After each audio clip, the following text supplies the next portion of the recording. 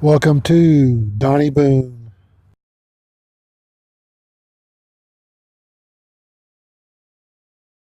CNN does a report where a couple of moronic members of the House of Representatives try to force their way into a lockup for illegal aliens. And eventually they get in, even though, in my opinion, they shouldn't have. Let's see what they say. We saw U.S. Congressmen pounding on a door at an immigrant detention center there in Elizabeth. Polo, what did they want and what happened? Well, it all played out here on if it wasn't for that white Department of Homeland Security sign out front. You'd hardly even guess that this building is home to about 250 undocumented people. Today, that group of Democratic legislators traveled here to visit 5 of those men who are being detained at this facility. They had worked out separate arrangements with the attorneys of those men. As they arrived here, they were met by the staff refusing access initially. This seems kind of odd. Did they call ahead? Did they make plans? Did they make sure someone would meet them at the door? Or did they just show up with a camera crew hoping that they would beat on the door? Was it a setup? Seems like they would have called ahead. This is how it all played out, as you described, in a very bizarre scene this afternoon. Members of Congress were entitled to do this. Now you did wrong. Now you did wrong. You were doing fine up until now. Now you did wrong. This is America. This isn't Moscow. So these congressmen just show up and start beating on the door. Don't they understand that they're supposed to show credentials? They're supposed to show ID. They're supposed to check in at the front door, just like any construction site. If you're a civilian coming off the street, you just can't walk into a construction site. You have to go to the front office and check in.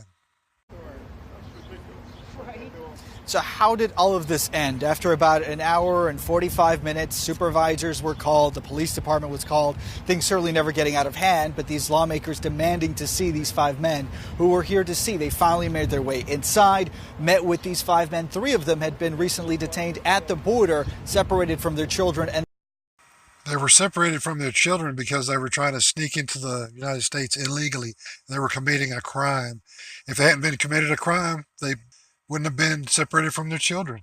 Clear enough. Then transferred here to New Jersey, where they continue with their immigration proceedings. These lawmakers describing for us earlier today that emotional account from these men on Father's Day, not being with their daughters. But in the meantime, I can tell you that these pictures are certainly not unusual. We have seen this before. We saw it 2 weeks ago in Brownsville, Texas. We saw it today in West Texas. Tomorrow we'll see it in California. Democratic lawmakers headed to these facilities to try to see firsthand how some of these detainees are being treated, and also calling for the stop of this kind of policy. So how are these children treated in Texas? I found a video. I saw something on Fox News, and so that led me to looking for a video. It's only 1 minute and 28 seconds long, and there's no soundtrack. There's sound, but no soundtrack, and no speaking. So watch this and see what you think about how these kids are treated.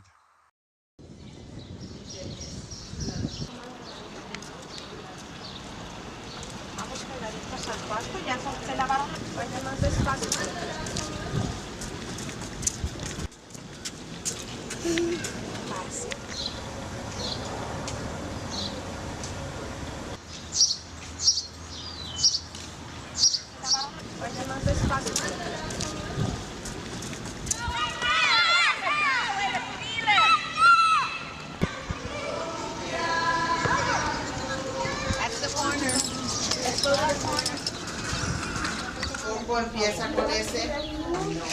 ¿Cuál letra es? M. M.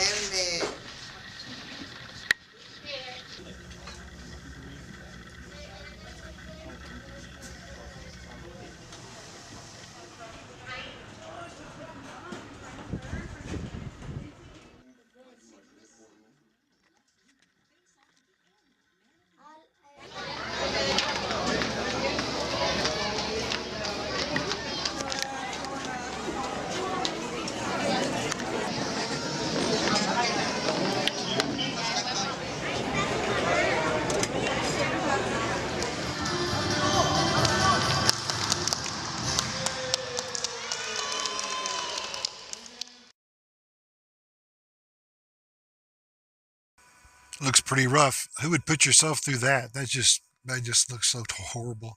Man, we treat these people better than we treat prisoners in this country and better than we treat the homeless. Anna. Paula Sandoval there in New Jersey, Nick Valencia in Brownsville, Texas for us. Thank you both. I'm going to take you to McAllen, Texas now, where just a short time ago I spoke to two lawmakers who went inside government facilities there processing these children and their family members. Here's my conversation with Oregon Senator Jeff Merkley and Maryland Senator Chris Van Hollen. Watch. Might I suggest, gentlemen, that you keep your happy asses in Oregon and Maryland. You're in Texas. You're in another state. Texas is dealing with their problems, and you need to deal with your state's problems. So go back home. Carpetbaggers, we don't need you. Well, Senator Merkley and I just visited one of the processing centers here in McAllen, where they're putting a lot of the kids and separating them from their parents. We talked to one of the moms there who'd been separated from her daughter. The mom and daughter had come from Guatemala. They asked for asylum, but now the mom's being prosecuted as a criminal and will be separated from her daughter. This is a deliberate and inhumane policy, and we're here to say to President Trump, end it today. So the mother violated the law. She is a criminal, and she's being processed as a criminal. She's being separated from her daughter because she brought her daughter into the United States. So we're responsible for this action that she took. Are you two guys morons? Is there something wrong with you mentally? Go back to Oregon. Go back to Maryland. Do you know the age range of the children being separated? What difference does the age of the children make? That makes no difference. Oh, there's a very wide age range. I mean, I think they've made a policy, I think if you're under 5, they're not going to actually take you from your mom or dad, but we don't really know. This is a lot of chaos down here, but through all the chaos, there are some things that we can see very clearly, which is they are deliberately enforcing this new policy. This is not a new policy. This is called the law, and the Obama administration did the exact same thing. Separating moms and dads from their sons and daughters. Senator Merkley, I know you guys were talking about the processing centers where the parents are working their way now through the immigration system. I'm curious if you've had a chance to actually see the facilities where the children are being kept, and I'm curious as to what you can tell us about those facilities.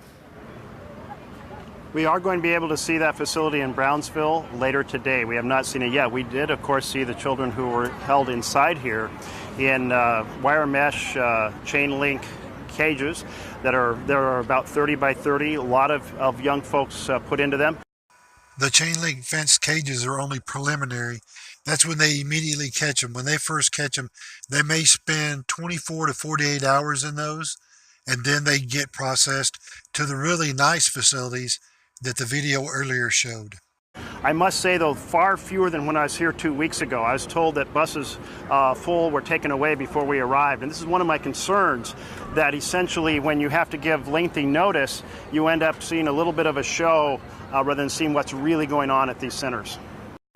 You, sir, are an idiot. If you think that they alter what they do just for you, just because you're showing up, you're a moron. They're doing their normal function. They gather people up, they put them on a bus, they ship them out. That's what they do. So there are a couple of things that I hope you can shed light on, because one of the things that we know is happening is that they are prosecuting everybody who's crossing the border illegally. That's their job. I certainly hope they're arresting everyone crossing the border illegally. Leading to these families being separated. But do either of you know whether any of the families that are going through this are actually coming through the points of entry seeking asylum? Just because you present yourself at a point of entry for asylum does not mean that you get asylum. You have to fill out paperwork, you have to sign affidavits, you have to prove that you actually qualify, and then perhaps you'll get to stay. Those that don't, they get kicked out. That's the rules. That's the law.